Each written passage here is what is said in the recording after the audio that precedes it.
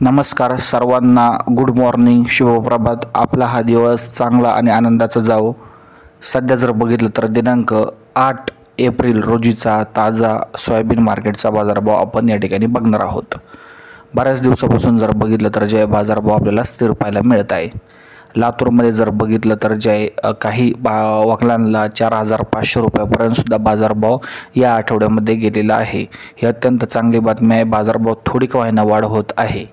एकंदरीत बघितलं तर जे उदगीर, जालना, हिंगोली, परभणी या भागातसुद्धा जे आहे सोयाबीनच्या 1-2 वकलांना 4,400, 4,500, 4,600 पर्यंत बाजारभाव गेलेला आहे. सरासरी मात्र बाजारभाव 4,000च्या दरम्यान आहे.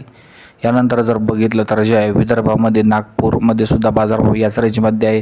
पुण्यामध्ये बघितलं, नाशिकमध्ये बघितलं, सांगली, सातारामध्ये बघितलं तरीसुद्धा बाजारभाव याच रेंजमध्ये आहे. म्हणजे 3,900 ते 4,600च्या दरम्यान जे आहे या ठिकाणी बाजारभाव आपल्याला पाहायला मिळणार आहे.